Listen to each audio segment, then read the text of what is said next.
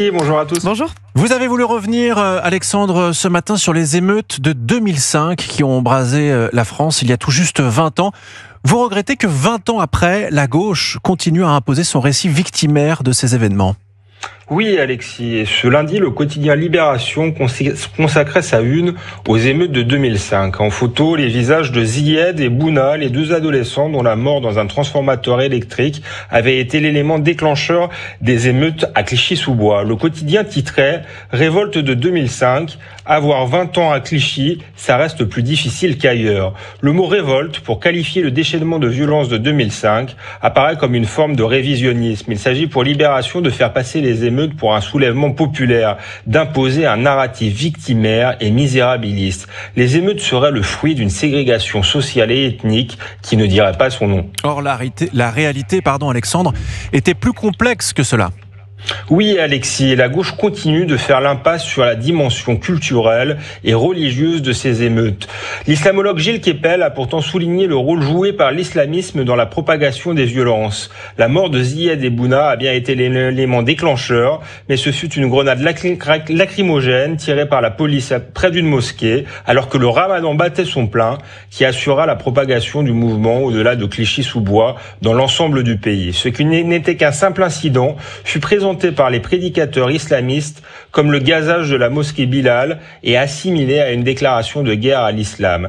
Cette instrumentalisation politico-religieuse a été passée sous silence à l'époque et reste aujourd'hui encore ignorée, car elle vient contredire le récit que la gauche a réussi à imposer depuis 20 ans. En vérité, les émeutes de 2005 n'ont pas été un soulèvement social, Alexis, mais le début d'une guerre de territoire menée par une jeunesse désintégrée, biberonnée à la haine de la France. Les cibles choisies par les émeutiers, les commissariats, mais aussi les écoles, les mairies ou encore les camions de pompiers témoignaient de leur détestation pour l'État français et de leur volonté d'en découdre. Et le récit imposé par la gauche a aussi, selon vous, Alexandre, invisibilisé certaines victimes. Oui, Alexis, on peut comprendre l'émotion suscitée par la disparition de Zied et Bouna. Leur mort accidentelle est une tragédie et leur prénom est resté à juste titre dans les mémoires. On regrettera cependant que ceux de Jean-Claude, Alain ou Jean-Jacques ne soient presque jamais cités. Jean-Claude Dirvoas a été tué le 27 octobre 2005, le même jour que le drame de Clichy-sous-Bois. L'homme de 56 ans a été lynché devant sa femme et sa fille dans la cité d'Orgemont à Épinay-sur-Seine.